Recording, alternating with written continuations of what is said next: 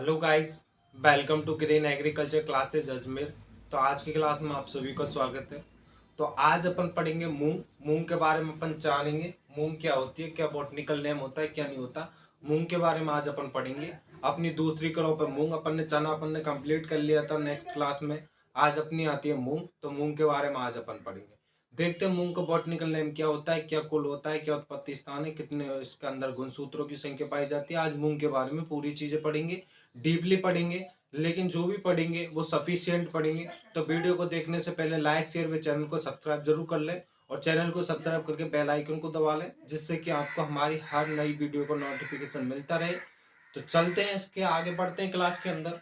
तो बात करते हैं मूंग की। तो बात करते हैं मूंग का बॉटनिकल नेम। तो मूंग का बॉटनिकल नेम होता है वो होता है बिगना रेडिएटा। लेकिन बिगना मूंगो बॉटनिकल नेम जो है वो होता है उड़द का। लगता है बिगना मूंगो मूंग का है, लेकिन ऐसा नहीं है। बिगना रेडिएटा मूंग का बॉटनिकल नेम होता है, और बिगना जो मूंगो होता है वो उड़द का होता है। तो बात करते हैं बॉटनिकल नेम की। तो मूंग का वो जो बॉटनिकल नेम होता है वो होता है बिगना रेडिएटा। बिगना रेडिएटा। बात करते हैं अगर मूंग के कुल की, फैमिली की, तो मूंग की जो फैमिली होती है वो होती है लेग्यूमिनेसी। दलहनी फसलें पढ़ रहे, दलहनी फसलों में अपन दूसरे नंबर की पढ़ रहे हैं मूंग। पहले अपन ने चना कंप्लीट कर लिया था। तो जो अपन बात कर रहे हैं कुल की, तो दलहनी फसलों को कुल होता है लेग्यूमिनेसी। लेग्यूमिनेसी नहीं है तो फेवेसी, फेवेसी नहीं है तो पेपिलियोनेसी। तो बात करते हैं यहाँ कुल की। कुल, तो मूंग का कुल होता है लेग्यूमिनेसी। लेग्यूमिनेसी। अगर लेग्यूमिनेसी या फेवेसी, फेवेसी या पेपिलियोनेसी, पेपिलियोनेसी। तो मूंग का कुल जो होता है वो तीनों में से कोई भी ऑप्शन के अंदर आ सकता है। क्वेश्चन बनता है मूंग का कुल है, और तीनों में तो कोई सा भी कुछ ऑप्शन के अंदर आ सकता है, या ऐसा हो सकता है तीनों को ऑप्शन के अंदर आ जाओ, चौथा ऑप्शन में दे दे आग। तो अपने को ये तीनों कुल याद रखने, फेवेसी, पेपिलियोनेसी और लेग्यूमिनेसी। बात करते हैं मूंग के उत्पत्ति स्थान की। उत्पत्ति स्थान। तो उत्पत्ति स्थान की बात करते तो मैंने आपको जब इंट्रोडक्शन पढ़ाया था, दलहनी फसलों का इंट्रोडक्शन पढ़ाया था, तो उसमें मैंने आपसे बात की थी कि सभी खरीफ वाली दलहनी फसलों का उत्पत्ति स्थान होता है भारत। अब बात होता है उसके अंदर चबला। चबला का उत्पत्ति स्थान होता है अफ्रीका। तो ये चीज ध्यान रखना, मूंग जो है वो खरीफ वाली दलहनी फसल है। तो खरीफ वाली सभी दलहनी फसलों का उत्पत्ति स्थान माना जाता है भारत। लेकिन उसके अंदर अपवाद माना जाता है चबला। चबला का उत्पत्ति स्थान होता है वो होता है अफ्रीका। तो उत्पत्ति स्थान होता भारत। भारत। बात करते हैं इसके अंदर गुणसूत्रों की। गुणसूत्र। तो गुणसूत्र 2n बराबर होते हैं 22। लेकिन मैंने आपको बताया था जो इंट्रोडक्शन की क्लास आप देखना एक बार जाके, तो इंट्रोडक्शन में मैंने आपको पूरा बताया था सिमिलर की कौन कौन सा सिमिलर चलता है। तो मैंने वहां बताया सभी खरीफ वाली दलहनी फसलों के अंदर गुणसूत्रों की संख्या होती है 22। अब बात होता है कुल्थी। कुल्थी के अंदर गुणसूत्रों की संख्या होती है वो होती है 24, 24। ये आपको वहां ध्यान रखना। मैंने आपको गुणसूत्र उसमें भी बताए थे, रबी वाली दलहनी फसलों के अंदर गुणसूत्रों की संख्या होती है वो होती है 14। वहां अपवाद बताया था मैंने काबुली चना। काबुली चने के अंदर जो गुणसूत्रों की संख्या होती है वो होती है 16। तो ये चीज अपने को ध्यान रखनी है। ये अपन इंट्रोडक्शन से पढ़ सकते हैं, मैंने आपको पहले ही सिमिलर पढ़ाए थे कुछ। तो आपने को ये ध्यान रखना है कि मूंग के अंदर गुणसूत्रों की संख्या होती है वो होती है 22। तो मूंग जो है वो खरीफ ऋतु की फसल है, और खरीफ ऋतु की दलहनी फसल है। और खरीफ ऋतु की दलहनी फसलों के अंदर गुणसूत्रों की संख्या होती है 22। उसमें अपवाद है कुल्थी। कुल्थी के अंदर होती है 24। तो ये चीज अपने को ध्यान रखनी है, क्योंकि ये चीज सिमिलर चलेंगी सभी क्रॉपों के अंदर, ऐसे ही चलेंगी ये चीज। तो ये चीज अपने को पता होना चाहिए कि ये चीजें सिमिलर है। अब बात करते हैं इसके लिए अंकुरन की। तो जो मैंने आपको बताया था सभी दलहनी फसलों के लिए अंकुरन जो होता है वो होता है एपीजीएल। अब बात होता है चबला। चबला के अंदर जो अंकुरन पाया जाता है वो पाया जाता है हाइपोजीएल। तो अंकुरन की बात कर ले तो अंकुरन होता है एपीजीएल। एपीजीएल अंकुरन होता है। परागन की बात करते हैं, परागन होता है इसके अंदर स्वपरागन। परागन होता है वो होता है स्वपरागन। और इसके अंदर बात करते हैं पुष्प की, पुष्प क्रम। जो मूंग जो है इसके अंदर पुष्पक्रम होता है वो होता है रेशम प्रकार का। मूंग के अंदर पुष्पक्रम पाया जाता है रेशमी। दलहनी फसलों का लगभग सभी दलहनी फसलों का पुष्पक्रम रेशमी होता है। बात करते हैं इसके अंदर फल के प्रकार की, तो फल का प्रकार होता है वो होता पौध। तो ये तो इसके बारे में कुछ सामान्य पॉइंट थे जो अपने को पता होना चाहिए। अपन हर क्रॉप में पढ़ते आ रहे हैं, क्या गुणसूत्र है, क्या उत्पत्ति स्थान है, कितने कौन सा अंकुरन पाया जाता है, हाइपोजियल है या कौन सा है, तो ये चीज तो अपने को पता होना चाहिए। ये तो अपन सिमिलर बात कर ले तो हो गए कुछ इसके बारे में सिमिलर पॉइंट। लेकिन बात करते हैं मूंग के अंदर प्रोटीन की मात्रा की, तो मूंग के अंदर सर्वाधिक प्रोटीन की मात्रा पाई जाती है, वो पाई जाती है 25% मूंग के अंदर प्रोटीन की मात्रा पाई जाती है। मैंने आपको बताया था कि मूंग जो है वो सुपाच्य दाल के अंदर आती है, और मूंग का उपयोग डॉक्टर जब मरीज को सलाह देता है मूंग खाने के लिए, क्योंकि मूंग एक सुपाच्य दाल के रूप में आती है, तो मूंग का जो उपयोग करते हैं वो रोगियों को खिलाने के लिए मूंग का उपयोग किया जाता है। तो बात करते हैं अगला प्रोटीन की, तो मूंग के अंदर प्रोटीन की मात्रा, वो सभी दलहनी फसलों के अंदर प्रोटीन की मात्रा इतनी नहीं होती जितनी मूंग के अंदर होती है। तो मूंग के अंदर सर्वाधिक सर्वाधिक प्रोटीन की मात्रा पाई जाती है, वो पाई जाती है 25%। तो ये चीज अपने को ध्यान रखनी है कि मूंग के अंदर प्रोटीन की मात्रा है,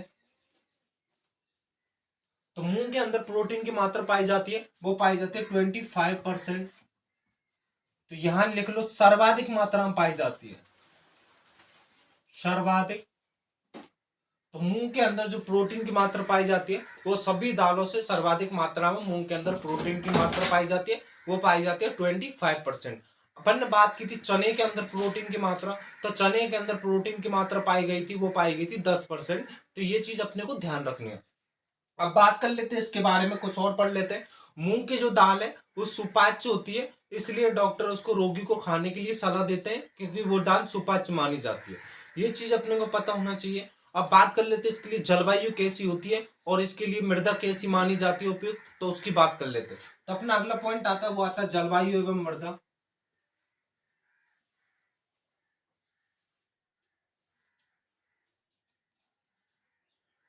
तो मूंग के अंदर जलवायु की बात करते हैं, तो मूंग के अंदर जलवायु उपयुक्त मानी जाती है, वो मानी जाती है ग्रीष्म ग्रीष्म वो मानी जाती है वर्षा ऋतु या ग्रीष्म ऋतु, इसके लिए उपयुक्त मानी जाती है मूंग के अंदर जलवायु।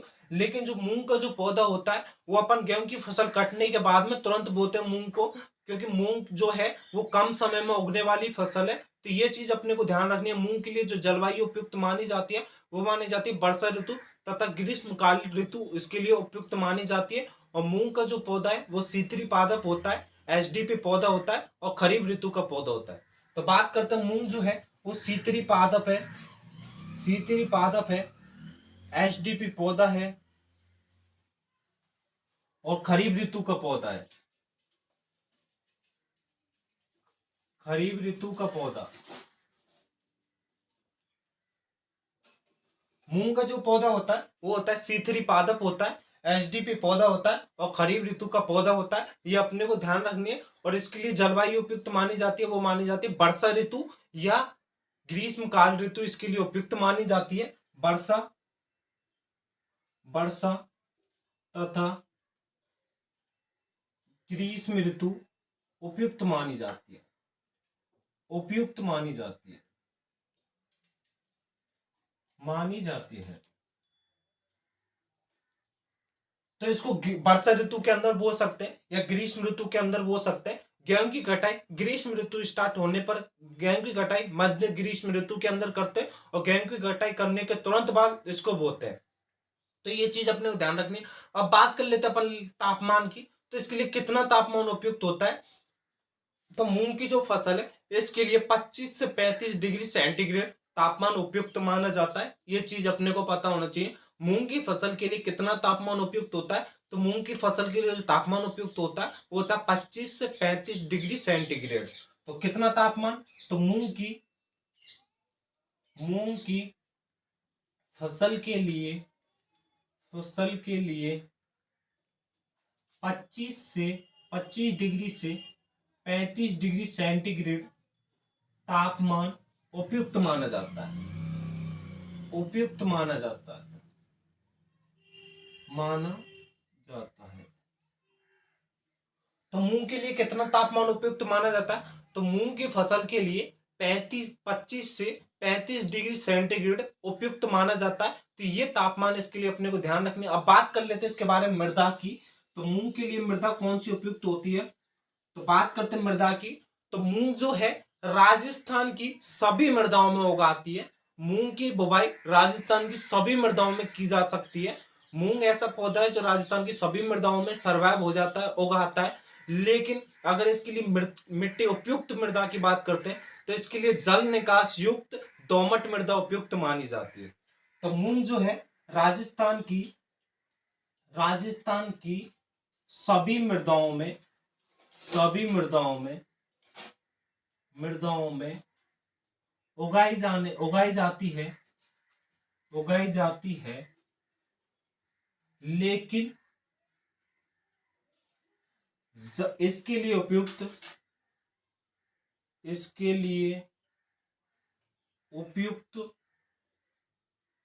जल निकास युक्त बलुई दोमट मृदा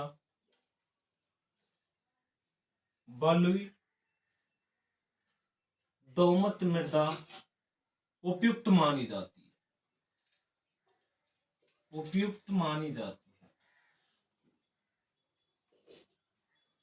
तो बात करते हैं मृदा की, तो राजस्थान की सभी मृदाओं में मूंग उगाती है, लेकिन इसके लिए उपयुक्त मृदा की बात करते हैं तो उपयुक्त मृदा होती है वो होती है जल निकास युक्त दोमट मृदा, इसके लिए उपयुक्त मानी जाती है। ये तो होगी जलवायु में मृदा की बात। अगला पॉइंट आता है अपना बीज दर। बीज दर इसके लिए इंपॉर्टेंट है क्योंकि इसके अंदर जो बीज दर होती है आईसीआर के लिए अलग होती है, जेट और एनसीईआरटी के अकॉर्डिंग अलग बीज दर है। तो बात करते हैं इसके लिए बीज दर की।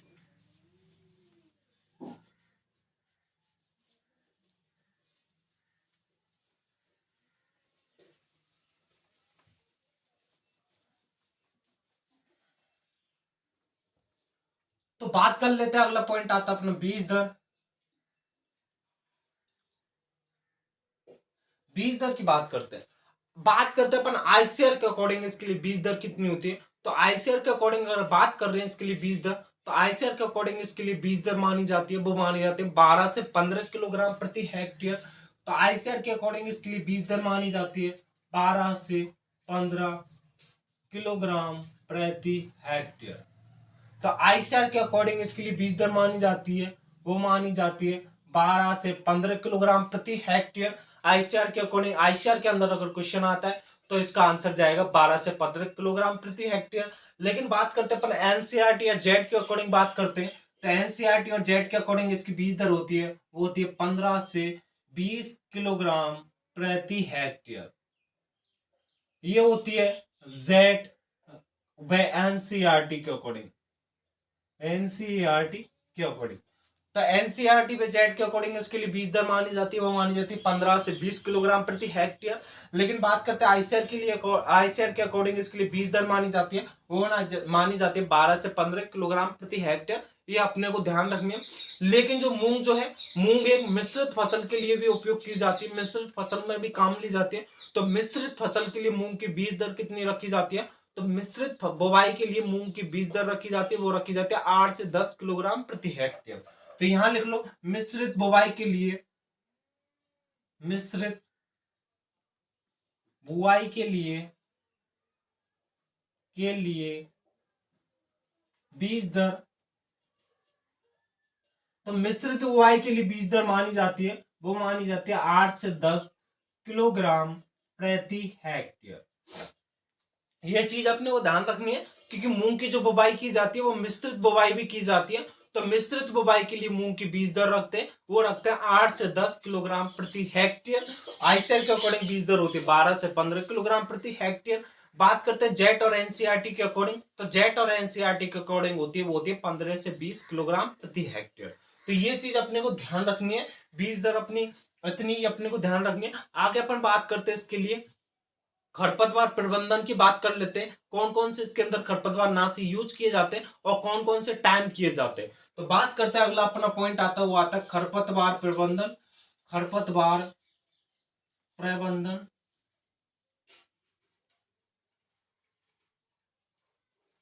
खरपतवार प्रबंधन की बात करने से पहले मैं आपसे एक बात करना चाहता हूं, अगर आपको इनको एक सिमिलर पेज पे पढ़ना है, जिससे अपन एग्जाम अपने करीब है और अपन चाहते हैं कि यार अपने शॉर्ट नोट्स पढ़ जाएं, शॉर्ट नोट्स बन जाएं, तो शॉर्ट नोट्सों के थ्रू अगर पढ़ना चाहते हैं तो आप एक बार इस पर कमेंट कर देना कि सर हमें शॉर्ट नोट्सों के थ्रू पढ़ना है। तो मैं कल की जो क्लास होगी उसमें सभी जो दलहनी फसलें हैं उनको एक पेज पे पढ़ा दूंगा, क्या क्या उसमें इंपॉर्टेंट है, क्या क्या अपने को बात करनी है, क्या नहीं करनी है।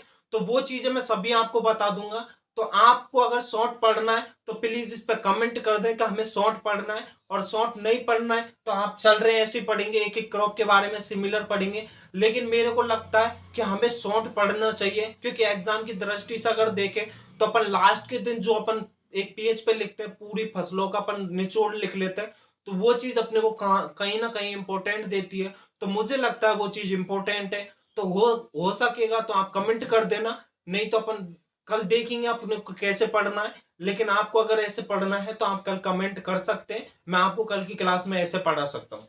तो आगे अपन पढ़ते हैं खरपतवार प्रबंधन की। तो बात करते हैं खरपतवार प्रबंधन की, तो बात करते हैं पीपीआई। पीपीआई बताया था मैंने, pre plant incorporation. Pre plant encryption क्या मतलब है इसका? इसका मतलब है बुवाई से पूर्व दिए जाने वाले खरपतवार, मतलब कि बुवाई करने से पहले दिए जाने वाले खरपतवार नाशी। इन खरपतवारों के संपर्क में कोई भी पौधा आ जाता है वो नष्ट हो जाता है, मतलब इनके संपर्क में आने पर सब भी नष्ट हो जाते हैं, चाहे वो चौड़ी पत्ती का हो, सकड़ी पत्ती का हो, या कैसा भी खरपतवार हो, इनके संपर्क में आने पर सब भी नष्ट हो जाते हैं। तो PPI pre plant incorporation, pre plant incorporation बुवाई से पूर्व दिए जाने वाले खरपतवार नाशी, तो वो है फ्लूक्लोरिलिन, फ्लूक्लोरिलिन, क्लोरीन, फ्लूक्लोरिलिन।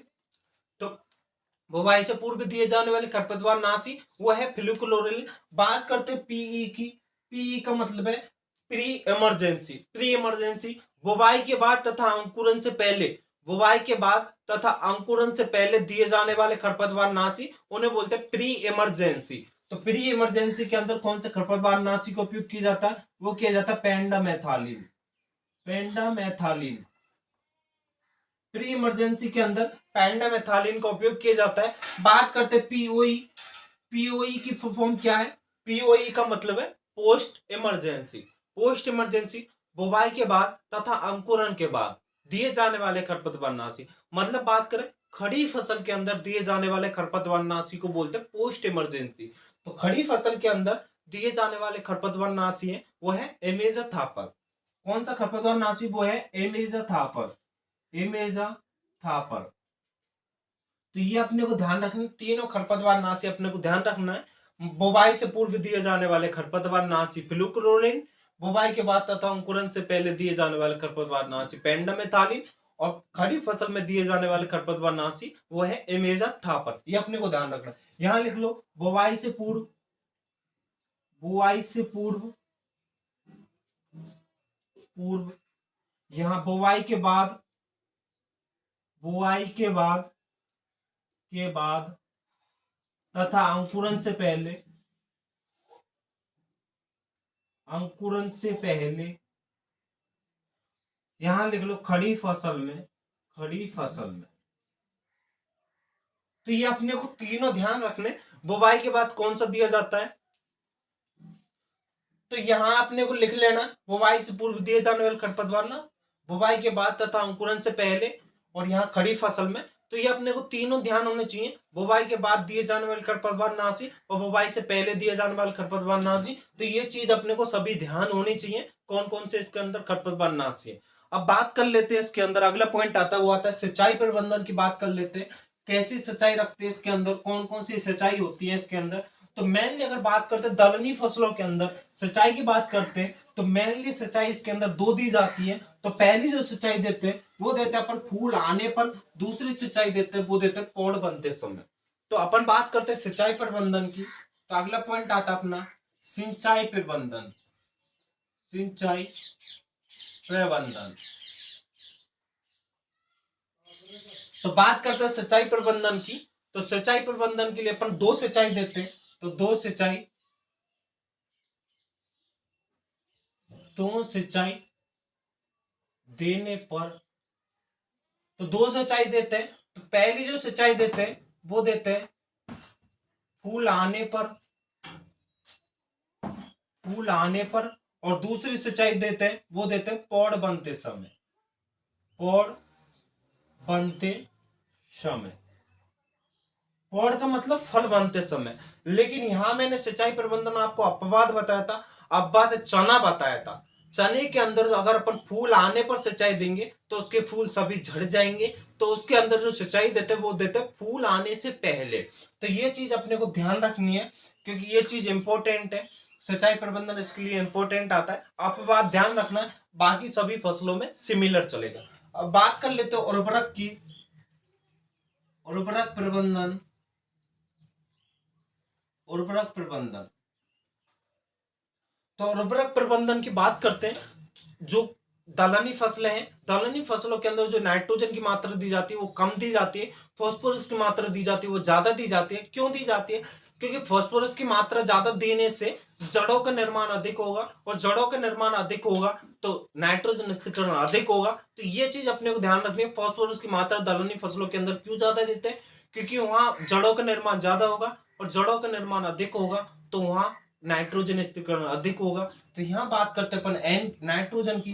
तो नाइट्रोजन दी जाती है, वो दी जाती है 15 से 20 किलोग्राम प्रति हेक्टेयर, 15 से 20 किलोग्राम प्रति हेक्टेयर। बात करते हैं फास्फोरस की। तो फास्फोरस दी जाती है, वो दी जाती है 30 से 40 किलोग्राम प्रति हेक्टेयर। तो इसके अंदर नाइट्रोजन फास्फोरस की मात्रा इतनी रखी जाती है 15 से 20 किलोग्राम प्रति हेक्टेयर। तो इसके अंदर नाइट्रोजन दी जाती है 30 से 40 किलोग्राम प्रति हेक्टेयर, इसके अंदर फास्फोरस दी जाती है। अब बात करते हैं अपन, यहाँ एक इंपॉर्टेंट और आता है, जिप्सम का उपयोग करने से दलहनी मूंग के अंदर क्या होता है? मूंग के अंदर अगर अपन जिप्सम का उपयोग कर रहे हैं तो मूंग की उपज में वृद्धि होती है। तो यहाँ अपन जो मूंग जिप्सम का उपयोग करते हैं वो करते हैं 250 किलोग्राम प्रति हेक्टेयर। यहाँ जिप्सम का उपयोग करने से मूंग की उपज में वृद्धि हो जाती है। तो ये चीज ध्यान रखना, 250 किलोग्राम किलोग्राम प्रति हेक्टेयर जिप्सम का उपयोग करने से, जिप्सम का उपयोग करने से, उपयोग करने से करने से मूंग की उपज में वृद्धि हो जाती है। मूंग की उपज में वृद्धि हो जाती है।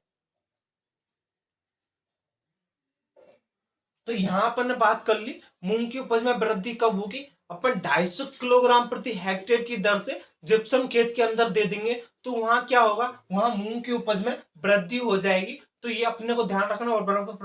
उर्वरक प्रबंधन ये हो गया, अपने को ये चीज ध्यान रखनी है। अगला बात करते हैं मूंग के अन्य नामों की। अपन वहां भूल गए थे, यहां कर लेते। मूंग के अन्य नाम क्या क्या है, क्या क्या नाम से जाना जाता है मूंग को, तो वो चीज अपन देखते हैं। तो बात करते हैं मूंग के अन्य नामों की। तो मूंग को अन्य किन किन नामों से जाना जाता है? अन्य नाम इंपॉर्टेंट है, जैसा अपन ने चने में पढ़ा था, चने का अन्य नाम होता है चिकपी। और तो ऐसे ही अपने मूंग का बात करते हैं, मूंग का अन्य नामों की बात करते हैं। तो मूंग के अन्य नाम, अन्य नाम, तो मूंग के अन्य नामों की बात करते हैं। तो मूंग का अन्य नाम जो होता है, पहला होता है तो वो होता है ग्रीन ग्राम। मूंग को ग्रीन ग्राम के नाम से भी जाना जाता है, ग्रीन ग्राम। या बात करते हैं इसको गोल्डन ग्राम के नाम से भी जाना जाता है, गोल्डन ग्राम, ग्रीन ग्राम, गोल्डन ग्राम। इनको मूंग को इन अन्य नामों से जाना जाता है। और इसको एक नाम और जाना जाता है, वो जाना जाता है ग्रीन गोल्ड, हरा सोना। हरे सोने के नाम से मूंग को जाना जाता है। लेकिन बात करते हैं यहां ग्रीन गोल्ड के नाम से जाना जाता है, लेकिन बात करते हैं हरे सोने के नाम से किससे जाना जाता है? तो वो जाना जाता है बंबू। बंबू मतलब बांस, बांस को हरे सोने के नाम से जाना जाता है। और बात करते हैं सफेद सोने के नाम से किससे जाना जाता है? तो वो जाना जाता है सफेद सोने के नाम से कपास को जाना जाता है। तो ये चीज ध्यान रखना, इसको ग्रीन गोल्ड कहा जाता है, न कि हरा सोना। ये मत कर देना ग्रीन यानी हरा होता है, गोल्ड यानी सोना, तो ये मत करना। ग्रीन गोल्ड के नाम से बंबू को जाना जाता है, बंबू बोलते हैं अपन बांस को। तो ये इसके अन्य नाम हो गए। तो अपने उर्वरक प्रबंधन पढ़ लिया था। अपना अगला पॉइंट आता है इसकी किस्मों के बारे में, देख लेते हैं कौन कौन सी किस्में। तो किस्में देख लेते हैं, किस्में। तो इसके अंदर कौन कौन सी किस्में है? तो बात करते हैं पहली किस्म की, वो है SML 668, SML 668। इसके अंदर पहली किस्म आती है। दूसरी आती है पूषा बैसाखी, पूषा बैसाखी। SML 668 पूसा बैसाखी, और एक आती है वो आती है दुलिया। दुलिया इसके अंदर किस्में पूसा बैसाखी, दुलिया, SML 668, ये अपने को ध्यान रखनी है। और इसके अंदर किस्म आती है वो आती है K801, K801 धनु, और ML 256। इसके अंदर जो किस्म आती है वो ये आती है, एक आती है SML 668 पूसा बैसाखी, दुलिया, K801 धनु, और ML 256। ये इसके अंदर प्रमुख किस्म है, ये अपने को ध्यान रखनी है। इसके अंदर कौन कौन सी किस्म है, कौन कौन सी नहीं है, तो ये अपने को पता होना चाहिए। SML 668 किसकी किस्म है, वो है मूंग की, पूसा बैसाखी। तो इसके अंदर जो इंपॉर्टेंट किस्म है वो है दो किस्म है, पूसा बैसाखी और दुलिया। अधिकतर क्वेश्चन इनसे ही पूछा जाता है, तो अपने को ये दो तो याद होनी चाहिए, चाहे ये मत हो, लेकिन ये दो याद होनी चाहिए। अगर ये पूरी याद कर ले तो आपकी भलाई है इसके अंदर। तो बात करते हैं पूसा बैसाखी और दुलिया, ये दोनों किस्में तो अपने को याद होनी चाहिए। ये किस्म किससे संबंधित है, तो ये किस्में जो है वो मूंग से संबंधित है, ये चीज अपने को पता होना चाहिए। अगला पॉइंट बात करते हैं इसके अंदर रोग तथा कीटों की बात कर लेते हैं। मूंग के अंदर कौन से रोग लगते हैं और कौन सा कीट लगता है, तो बात करते हैं मूंग के अंदर रोग तथा कीटों की। तो अगला पॉइंट आता है रोग तथा कीट। तो बात करते हैं रोग तथा कीटों की, तो पहला आता है अपन बात करते हैं रोग की। तो मूंग के अंदर जो रोग लगता है वो कौन सा रोग लगता है, तो अगर अपन एनसीईआरटी के अकॉर्डिंग देखें तो एनसीईआरटी के अकॉर्डिंग 3-4 रोग दिए गए हैं इसके अंदर, लेकिन इनमें सबसे इंपॉर्टेंट जो रोग है अपन वही लिखेंगे। इसके अलावा इसके अंदर से क्वेश्चन कहीं से नहीं पूछा जाता। तो एक रोग अपने इसके अंदर लिखेंगे, और लिखेंगे पित्तसरा रोग, पित्तशिरा रोग, सिरा मोजेक रोग। तो इसके अंदर अपने को यही रोग पढ़ना है, पित्तसरा मोजेक रोग। इसके अलावा कहीं से क्वेश्चन नहीं आएगा, पित्तसरा मोजेक रोग। इसका अगर बात करते अपन रोग कारक की, तो रोग कारक जो होता है वो होता है वायरस के थ्रू, वायरस के द्वारा रोग होता है। और जब वायरस के द्वारा कोई भी रोग होता है तो उसका स्थानांतरण किसके द्वारा होता है, उसका स्थानांतरण कौन करता है, मतलब वह रोग वायरस के थ्रू हो रहा है तो वायरस का स्थानांतरण कौन करता है, तो इसका जो स्थानांतरण करता है, वायरस का स्थानांतरण करता है, वो करता है सफेद मक्खी। सफेद मक्खी, सफेद मक्खी द्वारा वायरस का स्थानांतरण दूसरे पौधे में किया जाता है, और इसके अंदर ये रोग लगता है पित्तसरा मोजेक रोग। वायरस के थ्रू होता है, और वायरस का जो स्थानांतरण करता है वो करता है सफेद मक्खी। तो ये अपने को ध्यान रखना है, इसके अलावा अपने को कोई रोग नहीं पड़ना। बात करते हैं इसके अंदर कीट की, बात करते हैं इसके अंदर कीट की। तो कीट जो है, तो इसके अंदर जो कीट लगता है वो लगता है फली छेदक या पौड़ भेदक। फली छेदक, फली छेदक या पौड़ भेदक। फली छेदक या पौड़ भेदक कीट जो है उसका नाम होता है, वो होता है हेलिकोबर्पा आर्मीजेरा। तो उसका नाम है वो है हेलिकोबर्पा, हेलिकोबर्पा आर्मीजेरा, आर्मीजेरा। तो फली छेदक या पौड़ भेदक जो कीट है उसका नाम होता है हेलिकोबर्पा आर्मीजेरा। यह क्या करता है, यह फल के अंदर छेद कर देता है, फल को खा जाता है अंदर से। तो इसे यह होता है हेलिकोबर्पा आर्मीजेरा। और यह जो कीट है यह दिन के समय सक्रिय होता है, यह दिन के समय नुकसान करता है, दिन के समय सक्रिय होता है, सक्रिय होता है। फली छेदक जो कीट है यह दिन के समय नुकसान पहुंचाता है। और अपन ने पढ़ा था चने के अंदर, चने के अपन ने दो कीट पढ़े थे, एक पढ़ा था हेलिकोबर्पा आर्मीजेरा, एक पढ़े था कटवर्म जो रात के समय सक्रिय होता है। यह दिन के समय ज्यादा नुकसान पहुंचाता है, तो यह अपने को ध्यान रखना है। इसका जो नियंत्रण करते हैं, तो इसका नियंत्रण किसके थ्रू किया जाता है वो अपन बात कर लेते हैं।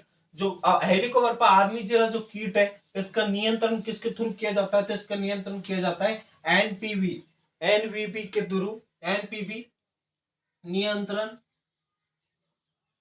हेलिकोबर्पा आर्मीजेरा का नियंत्रण किया जाता है, वो किया जाता है एनपीवी एनपीवी एक रसायन है, एनपीवी रसायन द्वारा, एनपीवी रसायन द्वारा, एनपीवी रसायन की फुल फॉर्म है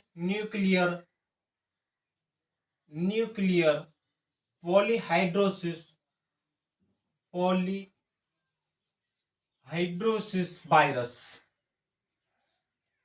तो इसकी फुल फॉर्म होती है न्यूक्लियर पॉलीहाइड्रोसिस वायरस, इसकी फुल फॉर्म है। इस रसायन के थ्रू मूंग के जो ये कीट जो है हेलिकोबार्पा आर्मीजेरा, इसका नियंत्रण किया जा सकता है।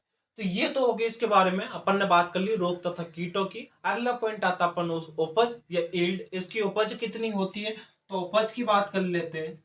उपज, तो जो मूंग है, मूंग की उपज होती है वो होती है 8 से 10 क्विंटल प्रति हेक्टेयर। मूंग की उपज जो होती है वो होती है 8 से 10 क्विंटल प्रति हेक्टेयर। क्यू को मतलब यहाँ क्विंटल है, तो ये अपने को ध्यान रखना है, 8 से 10 क्विंटल प्रति हेक्टेयर मूंग के अंदर उपज होती है। तो अपन ने मूंग के बारे में सभी चीजें पढ़ ली, जो भी एग्जाम की दृष्टि से इंपॉर्टेंट है वो चीज अपन यहाँ कवर कर चुके हैं। तो गाइस वीडियो को ज्यादा से ज्यादा लाइक शेयर व चैनल को सब्सक्राइब जरूर कर लें, और चैनल को सब्सक्राइब करने के बाद बेल आइकन को दबा लें, जिससे कि आपको हमारी हर एक नई वीडियो का नोटिफिकेशन मिलता रहे। और गाइस हमसे जुड़ने की कोशिश जरूर करें, हम आपके लिए ऐसी इंटरेस्टिंग वीडियो रोज लाते रहते और हमेशा लाएंगे। तो हमारे इस चैनल को सब्सक्राइब जरूर कर लें। तो मिलेंगे अगली क्लास के अंदर अगली नई क्रॉप के साथ। इंपॉर्टेंट क्रॉप होगी, अच्छी क्रॉप होगी। तो वीडियो को अगर आपको सिमिलर एक पेज पे पढ़ना है तो वीडियो पे कमेंट जरूर कर दें, जिससे कि हमें पता लगे कि हाँ आप इच्छुक हो पढ़ने के। तो अगर आपको पढ़ना है तो कमेंट जरूर पढ़ दें, हम आपको कल ऐसे ही पढ़ाएंगे। अगर नहीं पढ़ना तो फिर चल रहा है जैसे चलेगा, एक एक क्रॉप के बारे में सिमिलर पढ़ेंगे। तो मिलते हैं अगली क्लास में। ओके।